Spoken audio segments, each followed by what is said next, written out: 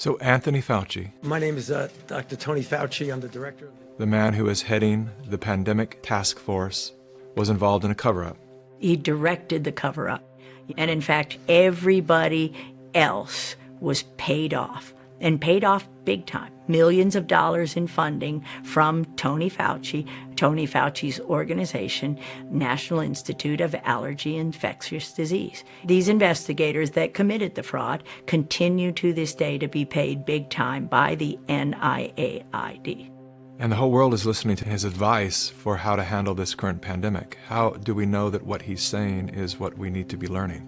What he's saying is absolute propaganda, and the same kind of propaganda that he's perpetrated to kill millions since 1984. We know from this study quite clearly that there will be a delay in progression significantly greater than for individuals who do not take the drug. It started really when I was 25 years old.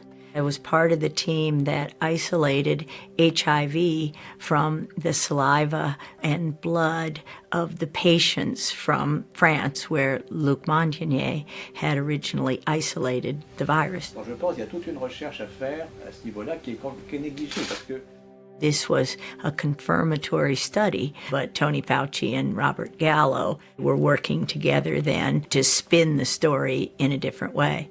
At that time, Dr. Rossetti was out of town, and Tony Fauci says, we understand that you have a paper in press, and we want a copy of it.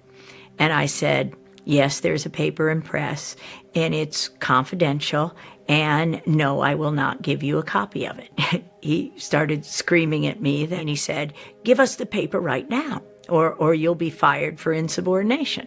And I just said, I'm sure when Dr. Rossetti gets back, you can have the conversation. And so Frank comes back, several weeks later, and is really bullied into giving Fauci the paper. Fauci holds up the publication of the paper for several months, while Robert Gallo writes his own paper and takes all the credit, and of course patents are involved. This delay of the confirmation, literally led to spreading the virus around, killing millions.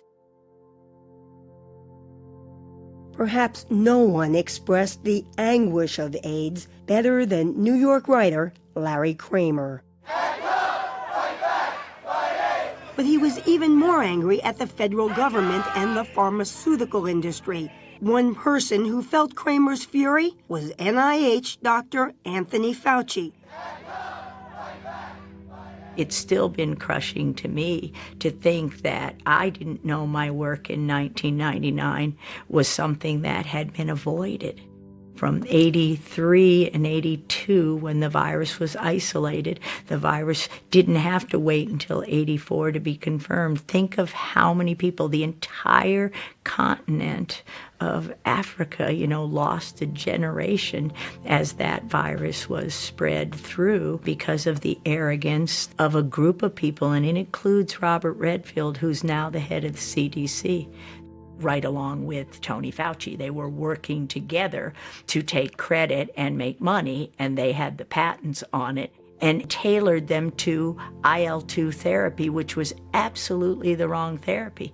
And had that not happened, millions wouldn't have died from HIV. How can a man who's giving, any person who's giving global advice for health, own a patent in the solution in the vaccine? Isn't that a conflict of interest, or shouldn't it be? It is a conflict of interest. And in fact, this is one of the things that I've been saying and would like to say to President Trump: repeal the Bayh-Dole Act.